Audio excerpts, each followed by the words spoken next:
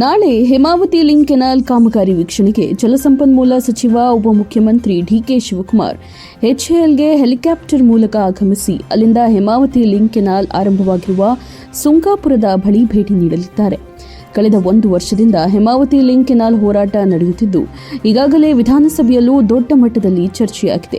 ಇಡೀ ತುಮಕೂರು ಜಿಲ್ಲೆಯಲ್ಲಿ ದೊಡ್ಡ ಮಟ್ಟದ ಹೋರಾಟವೇ ನಡೆದಿದ್ದು ಯಾವುದೇ ಕಾರಣಕ್ಕೂ ತುಮಕೂರು ಭಾಗದಿಂದ ರಾಮನಗರ ಹಾಗೂ ಕನಕಪುರ ಭಾಗಕ್ಕೆ ನೀರು ಹರಿಯಲು ಬಿಡುವುದಿಲ್ಲ ಎಂದು ಹೋರಾಟ ಮಾಡಲಾಗಿತ್ತು. ಈ ನಡುವೆ ಕಳೆದ 2 ತಿಂಗಳಿನಿಂದ ಯಾವುದೇ ಕಾಮಗಾರಿಯನ್ನ ಮಾಡದೆ ನಿಲ್ಲಿಸಲಾಗಿತ್ತು. ನಾನೇ ಭೇಟಿ ನೀಡುತ್ತೇನೆ ಎಂದು ಭರವಸೆಯನ್ನ ಎತ್ತಿನಹೊಳೆ ಯೋಜನೆ ಕಾಮಗಾರಿಗೆ ನೋಡಲು ಬಂದಿದ್ದ ಸಮಯದಲ್ಲಿ ತಿಳಿಸಿದ್ದ ಡಿಕೆಶಿ ನಾಳೆ ಬೆಳಗ್ಗೆ 10:45ಕ್ಕೆ ಗುಬ್ಬಿಗೆ ಆಗಮಿಸುತ್ತಿದ್ದಾರೆ.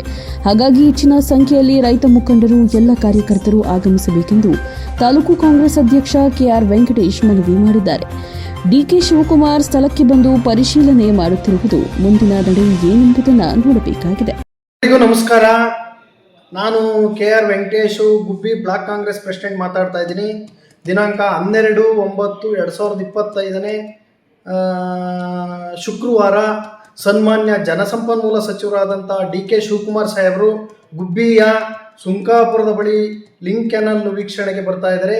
ಎಲ್ಲ ದಯವಿಟ್ಟು ಕಾರ್ಯಕರ್ತ ಬಂಧುಗಳು, ರೈತಪರ ಸಂಘಟನೆಯವರು ಎಲ್ಲ ಹೆಚ್ಚಿನ ಸಂಖ್ಯೆಯಲ್ಲಿ ಆಗಮಿಸಿ ಈ ಒಂದು ವೀಕ್ಷಣಾ ಕಾಮಗಾರಿಗೆ ಬರ್ತಿರುವಂಥ ಡಿಕೆ ಶಿವಕುಮಾರ್ ಅವರನ್ನು ಮನವೊಲಿಸಿ ಲಿಂಕಿಂಗ್ ಕ್ಯಾನಲನ್ನು ದಯವಿಟ್ಟು ರದ್ದುಪಡಿಸಿ ನಮ್ಮ ಜಿಲ್ಲೆ ಮತ್ತು ನಮ್ಮ ತಾಲೂಕಿಗೆ ಆಗುವಂಥ ಅನ್ಯಾಯವನ್ನು ತಪ್ಪಿಸಬೇಕು ಅಂತೇಳಿ ಮನವಿ ಮಾಡಿಕೊಂಡಿದ್ದಂಥ SR ಶ್ರೀನಿವಾಸರವರ ಒಂದು ಒತ್ತಾಸೆಗೆ ಬಂದು ಲಿಂಕಿಂಗ್ ಕ್ಯಾನಲನ್ನು ವೀಕ್ಷಣೆ ಮಾಡಿ ಕಾಮಗಾರಿಯನ್ನು ನಿಲ್ಲಿಸುವಂತೆ ಎಲ್ಲ ಜನಪರ ಸಂಘಟನೆಗಳು ಬಂದು ಮನವಿ ಮಾಡ್ಕೊಬೇಕು ಅಂತ ಹೇಳ್ಬಿಟ್ಟು ಎಲ್ಲರಿಗೂ ಹೃತ್ಪೂರ್ವಕವಾದ ಒಂದು ಹೃದಯ ತುಂಬಿದ ಅಭಿನಂದನೆಗಳನ್ನು, ಸ್ವಾಗತವನ್ನು ಕೋರ್ತೇನೆ.